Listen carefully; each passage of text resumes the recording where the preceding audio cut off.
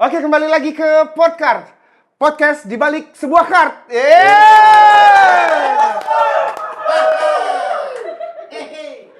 Iya, jadi teman-teman kembali lagi ke sebuah podcast yang nggak penting-penting banget. Aduh, sebenarnya gue grogi banget, serius teman-teman. Jadi hari ini gue grogi banget karena apa? Karena hari ini bintang tamunya sangat spesial. Ini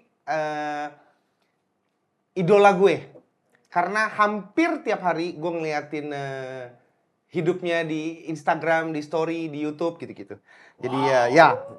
Presenting Denny. Belum. Sabar. Presenting Denny Sumargo. Lu kan bilang lu setiap hari lihat YouTube gua, sosial media gua. Iya. Lu mantau gua kan? Iya. Lu nggak belok kan? Gue langsung ngeri loh.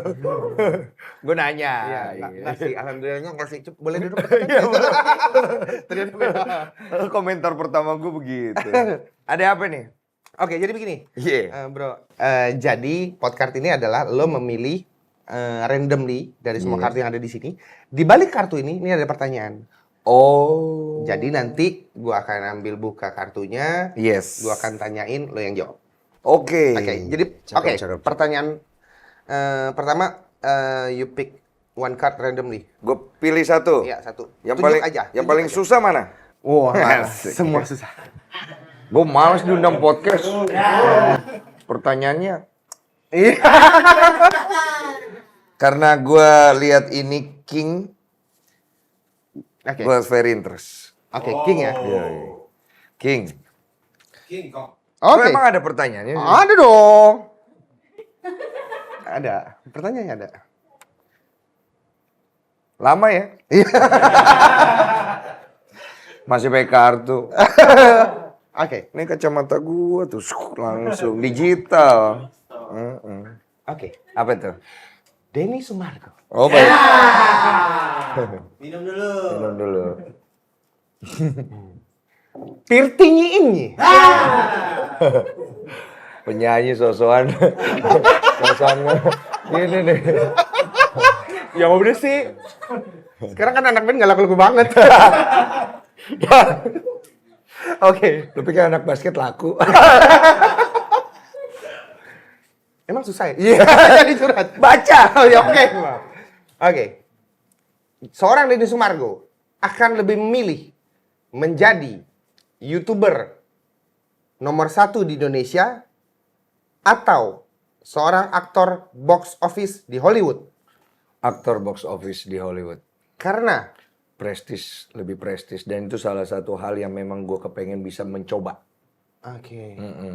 Tapi kan kalau duit juga masih lebih banyak ke sana ya. Gue nggak di drive sama duit sekarang. Karena duit gue udah banyak. Wah, luar biasa. Amin ya Allah. Amin. Jadi Kan omongan doa ya. hari ini gue belajar sebuah hal. Bro. Apa tuh? Sombong itu harus konsisten. Dan tahu diri ya. Dan tahu diri. Itu. Oke. Oke. Udah cukup tuh. Cukup. Gitu doang mah. Gitu doang. Belum. Bubar lah. Ini kan baru. Baru juga udah suruh bubar. Oke. Pertanyaan kedua. Oke, gua ambil lagi ya. Ya. Karena gue suka angka 7, maka gue pilih 8.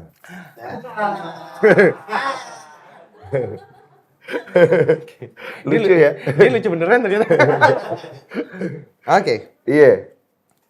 Mana pertanyaannya? Susah kayaknya nyari pertanyaannya situ ya? Iya. Mau gue bacain nggak pertanyaannya? Gak usah. Ada ya, host nyontek. Oke. Denny Sumargo. Iya. Gue dari tadi di sini. Jika harus memilih usaha yang merugi atau ditipu manajer sendiri.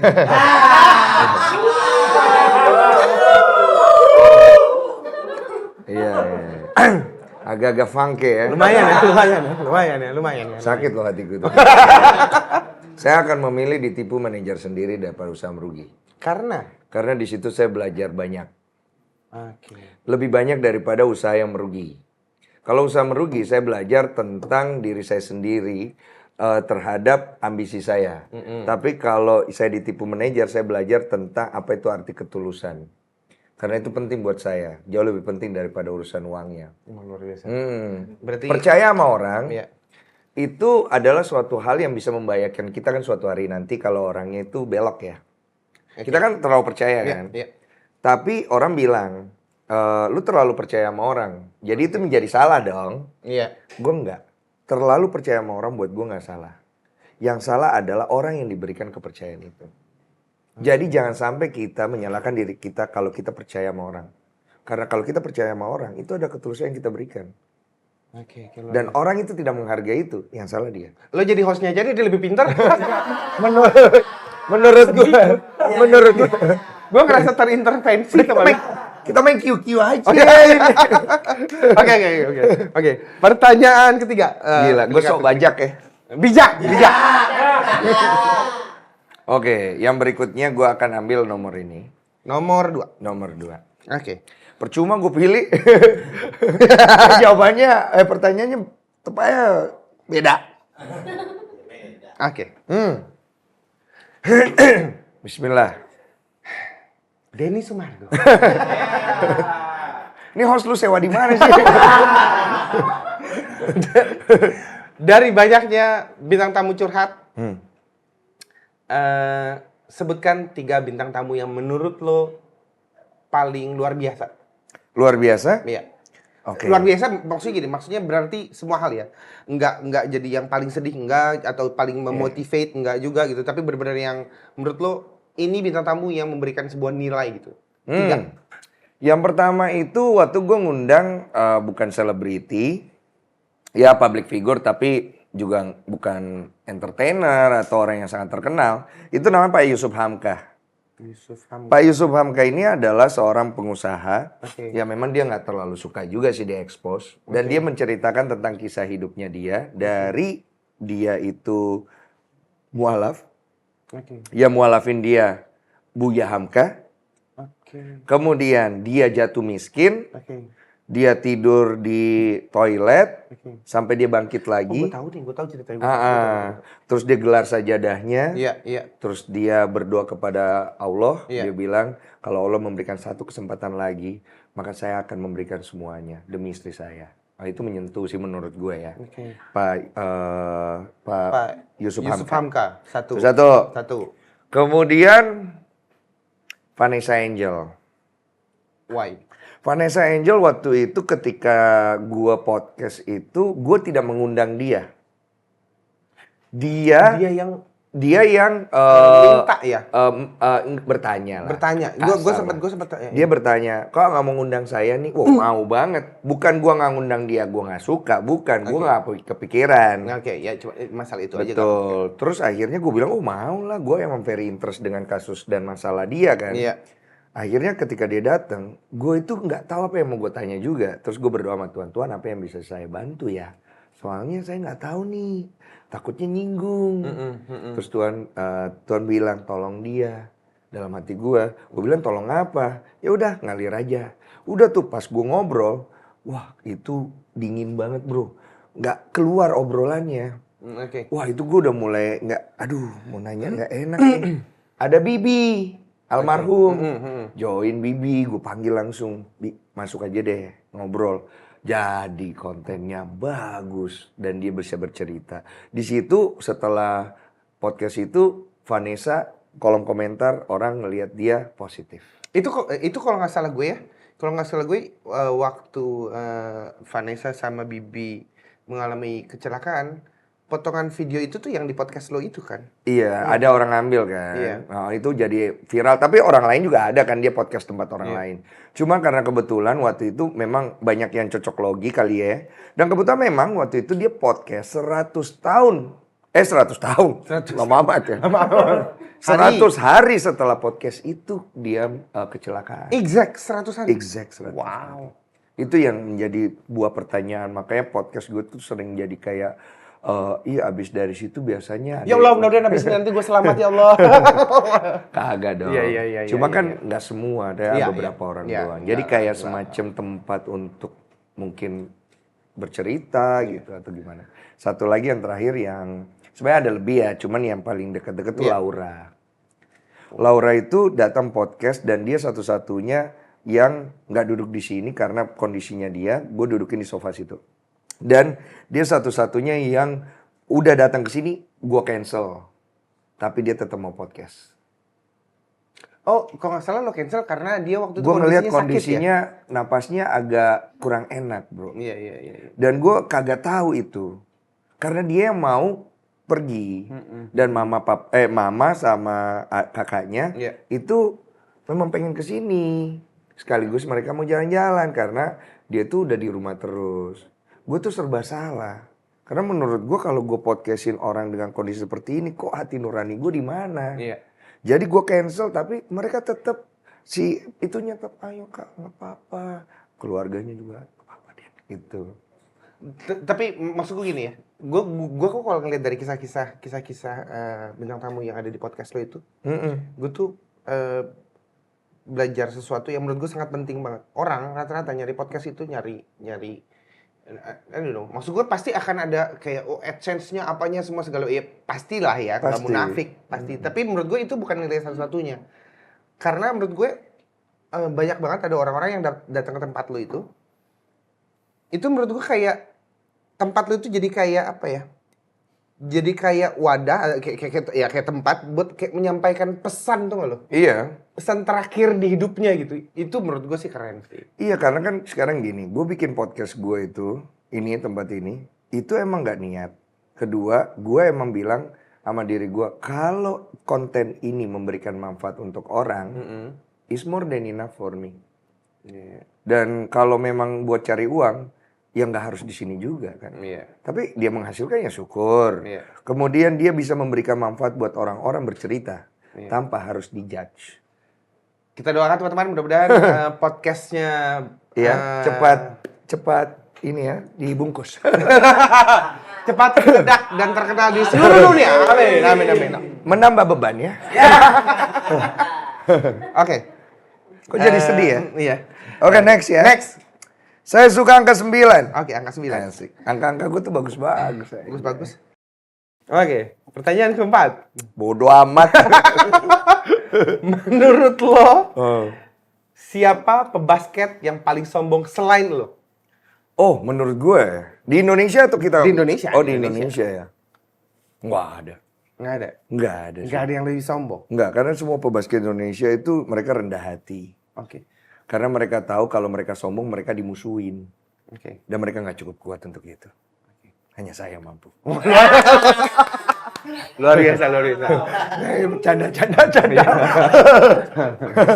Agak ngeri ya statementnya. Iya, agak ngeri. Gue boleh nggak kira-kira jadi musisi paling sombong gitu? Kalau cuan boleh. Kalau nggak jangan. Apa udah dihujat nggak ada duitnya.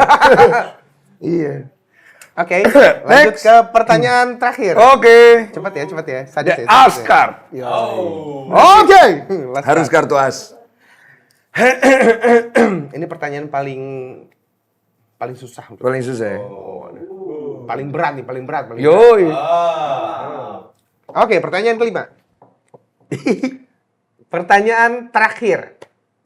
As tuh, kartu as.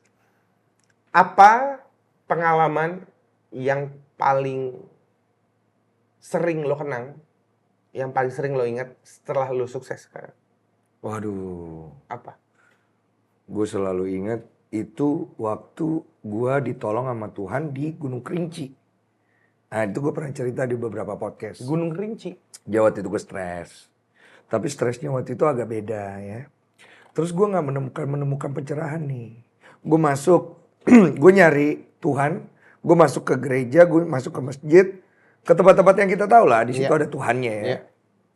Terus gue berdoa. Karena gue dulu, karena gue dulu di pesantren. Bapak gue haji. Gue belajar Kristen, gue belajar Islam, gue belajar Buddha. Hindu gue gak belajar. Gue baru tahu nih. Emang gue interest aja. Kemudian gue mencari Tuhan lewat agama. Iya. Dan saya tidak menemukan itu saat itu. Oke. Mungkin kurang beragama. Kayaknya iya. saat itu. Sampai hari ini. Kemudian gue stres. Terus gue berakhir di Gunung Kerinci setelah 7 hari gue nggak pulang-pulang. Karena gue merasa di situ dingin. Terus gue juga waktu itu... Sebentar, Gunung Kerinci itu yang di Sumatera bukan sih? Jambi ya. Jambi kan? Bagus banget tuh. Bagus banget. Iya. Udah di sana itu gue merenung. Tiba-tiba ada bisikan gue disuruh naik gunung itu jam 3 pagi. Subuh. Sendirian gue naik. Yang ngebisikin siapa? Nggak tahu siapa. Mungkin hati gue ya. Oke. Itu mungkin iblis yang ada dalam itu. Gue naik tuh jam 3 pagi. Sampai... Jadi gue gak bawa perlengkapan cukup. Jam 3 sorean deh. Gue KO. Di situ gue ditemukan. Ada 3 sorean, maksudnya dalam... Lu berarti dari jam 3 pagi sampai jam 12 jam berarti? Iya. Gue kayak orang lagi tidur di pinggir jalan gitu. Karena gue dibangunin setelah itu sama orang. Ada fotonya di Google. Ada orang yang nemuin gue. Dan di foto? Mereka ngajak foto. Oh, oke. Karena dia ngelihat gue kan, dia kenal. Terus baju gue compang-camping kan. Terus mereka kayak bangunin, bang kenapa bang? Bang Densu, foto dulu gitu. Terus mereka habis itu baru nanya, bang ngapain tidur sini gitu-gitu. Terus gue kayak, ya udah gue turun langsung ke bawah. Gitu. Nah, yang gue ingat itu selalu. Di situ gue menjalani perjalanan spiritual sendiri. Di dalam kondisi tidur gue lah, gue anggap itu. Kemudian gue bikin deal-dealan sama Tuhan. Apa tuh? Karena waktu itu gue ngomong, kalau engkau Tuhan, kau tidak pantas disembah. Karena engkau tidak adil menurut apa yang ku ketahui. Dari situ gue dibawa jalan-jalan, diberikan pencerahan. Sampai akhirnya gue mengerti banyak hal. Dan gue sujud. Dan kemudian gue menerima Tuhan dalam hidup gue. Gue bikin deal-dealan. Gue bilang, Tuhan mulai hari ini aku akan menerima baik dan buruk yang Tuhan kasih dalam hidupku. Okay. Tidak lagi menjadi pribadi yang menolak itu. Kalau dulu gue tuh hanya mau baiknya aja. Yeah. Sekarang gue mau terima buruknya juga. Nah di situ gue berubah. Jadi orang yang lebih bisa nerima. Nah itu. Jadi sekarang ibaratnya sekarang kan lu udah sukses. Iya. Jadi itu jadi kayak semacam peristiwa pengingat buat lo selalu bersyukur karena melalui peristiwa itu lo bisa menerima kehadiran Tuhan sepenuhnya gitu. Iya. Kira-kira Dan gitu ya? gue tidak punya konsep sukses lagi. Karena kalau orang itu kan ngejar sukses.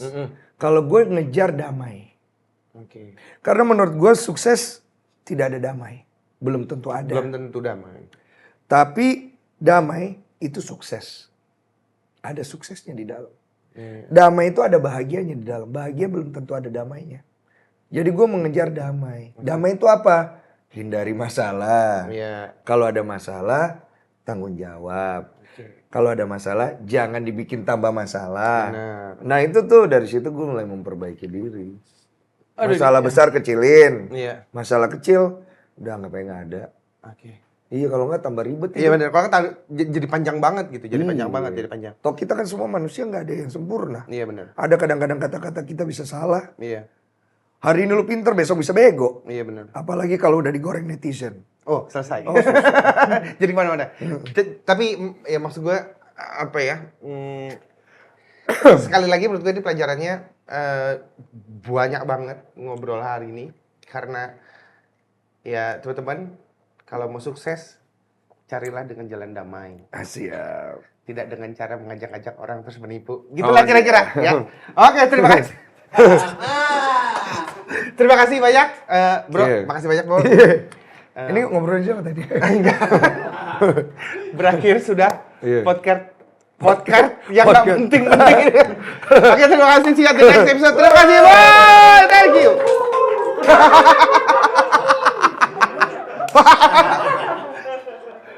Lu main QQ aja.